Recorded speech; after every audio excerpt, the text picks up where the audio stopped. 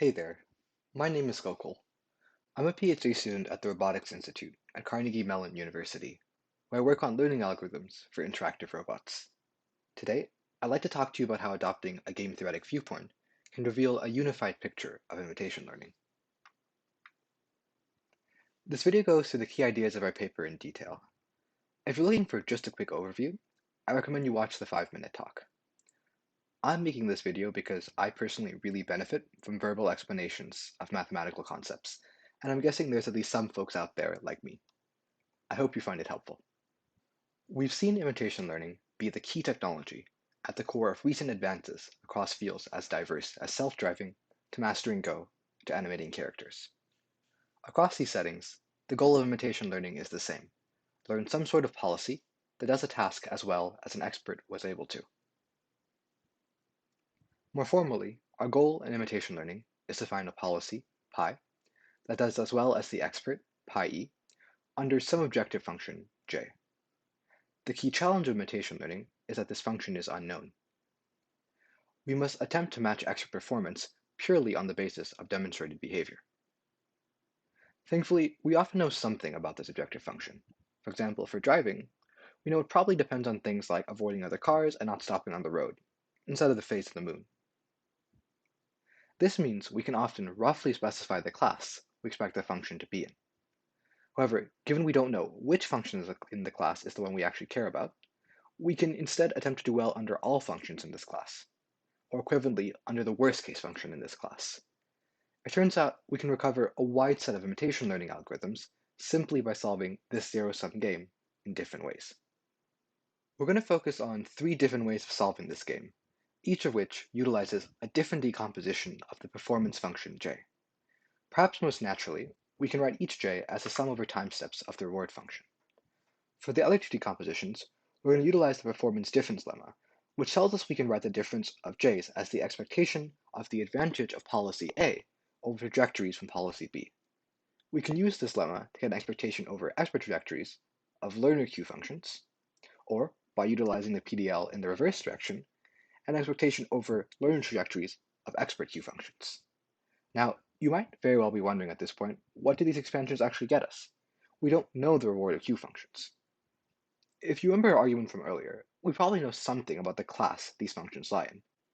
Thus, we can upper bound the performance difference by taking a supremum over each class, and try to minimize the supremum over policies in our policy class. We've now constructed 3 different games, each of which with a game value that upper bounds the performance difference between the learner and the expert. For convenience, we're going to refer to the first game as the reward game, the second as the off-cue game, and the third as the on-cue game.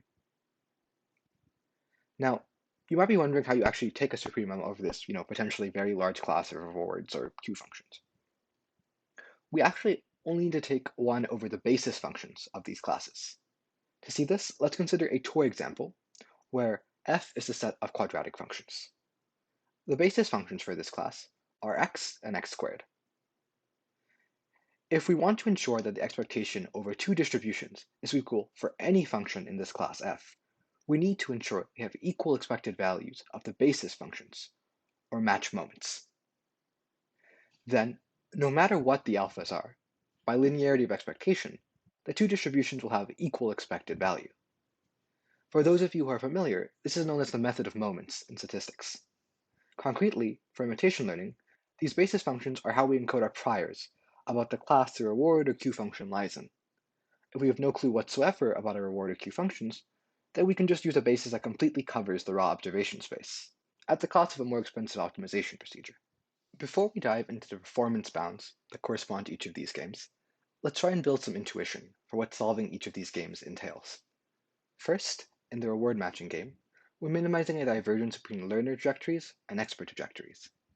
Second, in the off-cue game, we're minimizing a divergence between learner and expert actions on states from expert trajectories. Third, in the on-cue game, we're looking at minimizing a divergence between learner and expert actions, but on states from learner trajectories. Now, your spidey senses might be tingling a bit. If we fix the reward divergence to be Jensen-Shannon, we recover Gale, or generative adversarial imitation learning. If we fix the off-cue divergence to be the KL divergence from the expert to the learner, we recover behavioral cloning. If we fix the on-cue divergence to be the total variation distance, we recover DAGR, or dataset aggregation. The implication of this fact is that each of these algorithms is making a specific choice of divergence, which may or may not be the best idea for a particular problem. They're all assuming structure that may or may not actually be there. Let's pick on behavioral cloning for a second. If the expert displayed bimodal behavior, the KL from the expert to the learner would cause a unimodal learner to choose an arbitrary point in the middle, while what we probably want is the learner to just pick one option. However, if we had instead minimized the worst case divergence, no matter what the right choice divergence was for this problem, we would have been in the clear.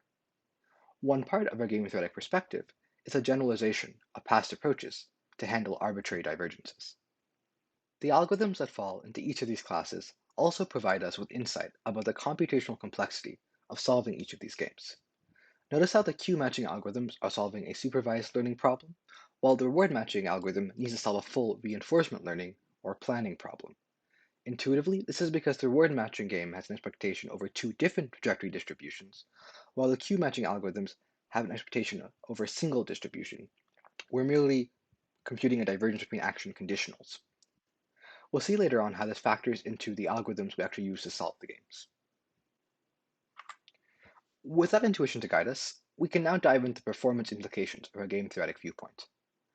Let's assume that all rewards are in the range -1 to 1, and let t denote the horizon of the problem. Then, the time averaged reward payoff is bounded between -1 and 1, and the time averaged off-cue and on-cue payoffs are bounded between -t and t.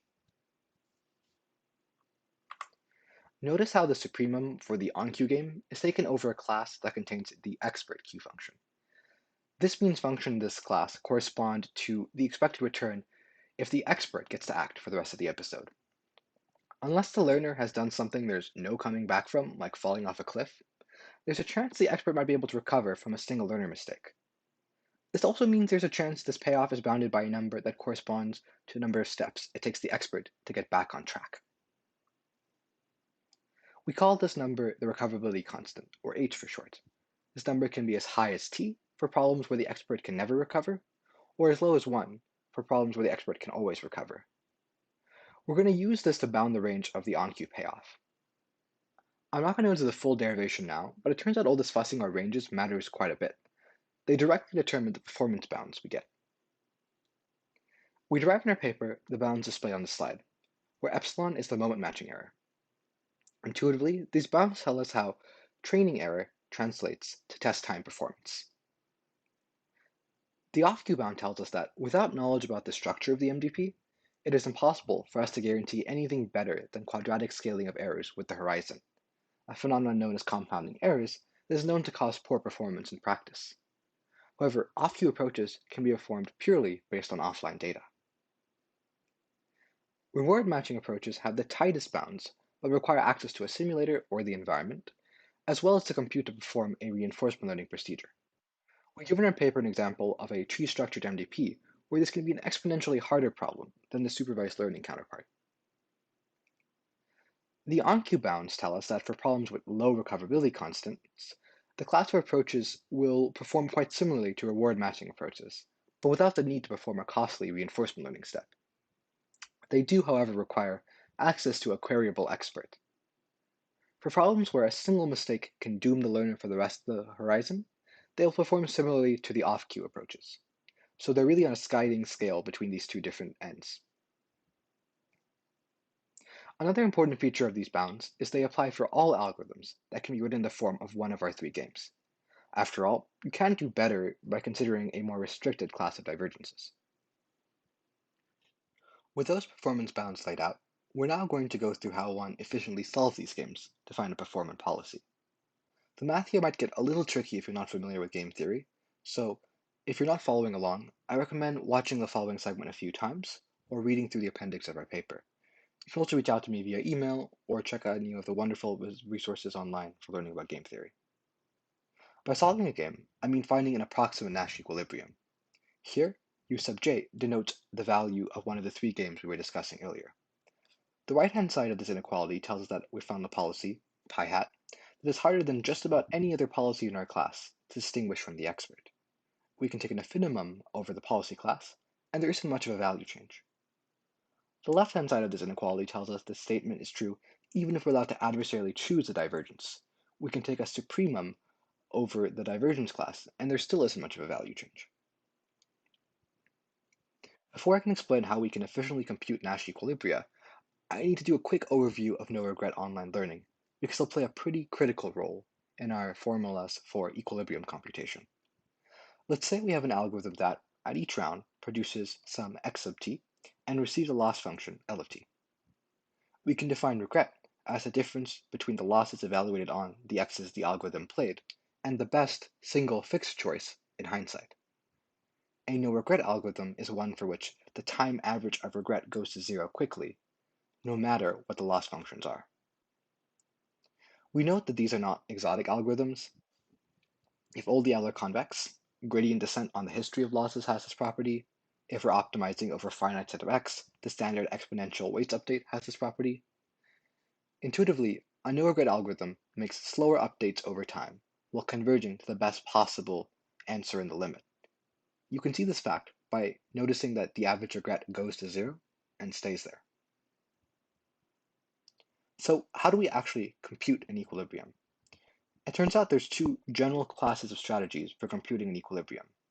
In each, one player, either pi or f, makes choices based on any slow or steady no-regret algorithm, while the other player best responds to the last iterate. I recommend you check out the appendix of our paper if you want the full derivation, but the short of it is that if one player is converging to the approximate best element in their class, even against the other player who's adversarially choosing their response, we have, by definition, found an approximate Nash equilibrium. More formally, we prove the following theorem in our paper. This establishes two provably efficient reductions for finding a strong policy. We'd like to emphasize the generality of this result. You can plug in any no-regret algorithm, and our efficiency and policy performance results still hold. The implication of this theorem is that our game theoretic perspective, beyond giving us a bound for all three flavors of imitation learning, also gives us a way to efficiently achieve these bounds. Thus, our framework allows us to efficiently close the imitation gap. We can instantiate this reduction into three practical procedures. You can check out our paper for the pseudocode and links to PyTorch implementations. All our algorithms have performance curves displayed in orange. The first, Advil, is an algorithm for the off-cue setting that is rather similar to a Wasserstein GAN, with the data distribution being that of an expert. We set the learning rate for the discriminator to be much higher than that of the generator, or policy, simulating no regret on policy versus best response on divergence. Next, Adril is an algorithm for the reward setting that utilizes the replay buffer as a slow-moving discriminator, with the policy best responding via maximum entropy reinforcement learning. In its simplest form, the reward function the policy player optimizes is +1 for exactly matching the expert, and -1 over the round number for matching incorrect behavior from a past round. For some tasks, we see it dramatically outperform Gale and Squill. Lastly, Dayquil can be seen as Dagger but with adversarially chosen losses. So, at every round, a discriminator is trained between the last policy and the expert. Then, this discriminator is used as the loss function for all samples from that round. The policy player then optimizes over the history of rounds in a no-regret fashion. For a simulated UAV navigation task, we see Dayquil significantly outperform Dagger. That's all I have for you today. I hope this was helpful. Feel free to reach out with any further questions, and I hope you have a great day.